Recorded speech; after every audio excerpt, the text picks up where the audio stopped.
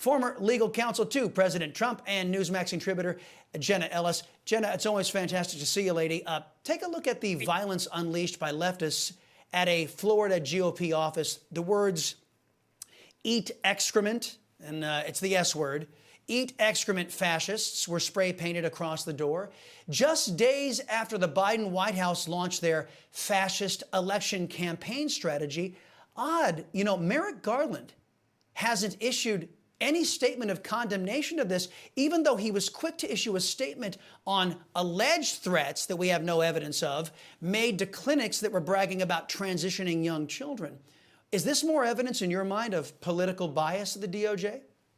Absolutely. And everyone who is being remotely reasonable knows that the DOJ and the FBI are being politically weaponized. And this is just yet another instance in the string of many things from Democrats that want to actually promote violence against conservatives, while they claim that mere rhetoric from conservatives like, let's have a good fight, or, we need to get in this fight, things like that, that are obviously hyperbolic, are somehow threats and that we're domestic terrorists and all of these other nonsense. And so what they're trying to do here is simply cast conservatives in a terrible light while they're actually championing and promoting and ultimately then not prosecuting these actual instances of violence like we saw with the riots in 2020, where literally Democrat-aligned participants burned down cities.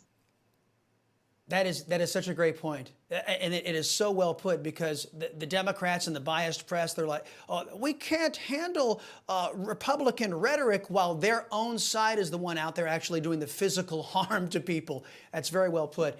Meantime, the DOJ has filed their response to President Trump's request for a special master over those sealed stolen documents.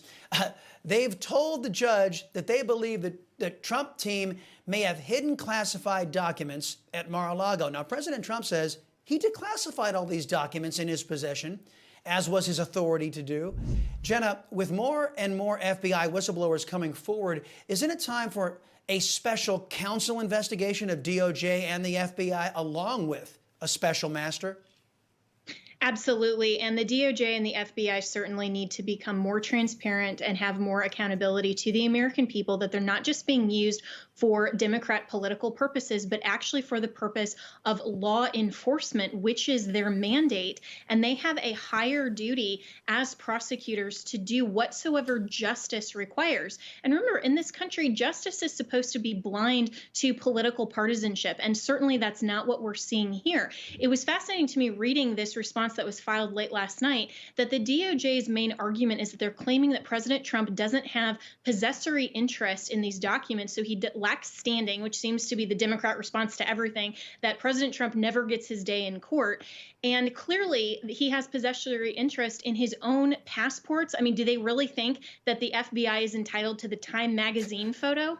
And then they're also saying that, well, too bad, we've already looked through all the documents anyway. Just trust us. We promise if anything was privileged or anything untoward, we got it covered. We will definitely not use that against him. It's insane. No one believes it. And absolutely tomorrow the judge should appoint a special master. It's the Chief Justice trope, Chief Justice John Roberts. No standing, no standing. Nobody has any standing if it harms a Democrat.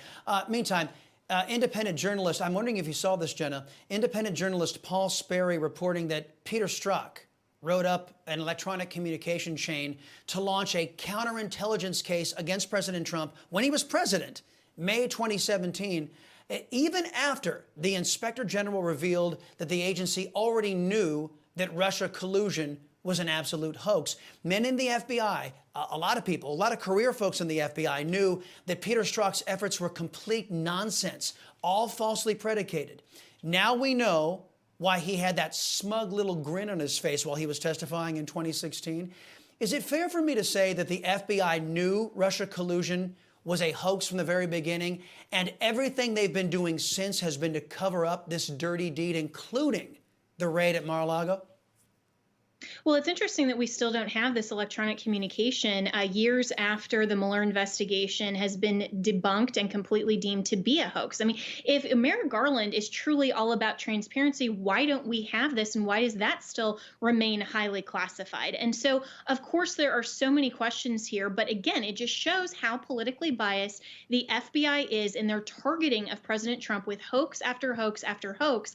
And as soon as one narrative is thoroughly debunked, they just move on to something else that then every Democrat and blue check left wing a journalist activist says, oh, this is the thing that will bring down President Trump, while failing to ask the critical questions. Everyone, every leftist journalist and activist who reported on the DOJ's filing took that as gospel. And their narrative is just, oh, this is the DOJ. And of course, President Trump is now going around like he's hiding documents and Easter eggs at Mar-a-Lago. And we're just supposed to believe that that's true because the DOJ alleges this. It's absolutely ridiculous. And again, people need to have an open mind to look at the facts, look for the truth, and actually hold DOJ and the FBI to their burden of proof without presuming that just because the DOJ says it, oh, of course, this is the thing that'll bring down President Trump. It's so insane. I only have 1 minute left, and I wanted to get your analysis on Google blocking 40% of American cell phone users from downloading Truth Social. Big tech giant says it's due to insufficient content moderation. Translation, Google thinks Truth Social isn't behaving enough like communist China, like Google is, in suppressing legal and protected speech because of our do nothing but harm Congress. They don't enforce and reform Section 230. Google can't be sued for their censorship, but are they vulnerable to lawsuits perhaps under antitrust provisions from Truth Social? That is absolutely a potential issue here that Truth Social needs to look at. But it's so funny looking at this that Google is claiming basically that exactly what Truth Social was designed for, which was to be the anti-Twitter, the anti-cancel culture, the ability for people to truly speak their minds and opinions. Well, that's not good enough for Google. Truth Social needs to censor and needs to be a leftist, big tech sort of platform. And so because they're not, they don't want to have any competition for their big tech social platform allies. That's the truth of what's really going on. Well, you know, and Google says that they're an American company, but really, as I said, they have more ideologically in common with communist China, which believes in suppressing free speech, than they do with promoting American free speech. If they were Americans, they would never do something like this over at Google. Jenna Ellis, thank you very much. We appreciate the time.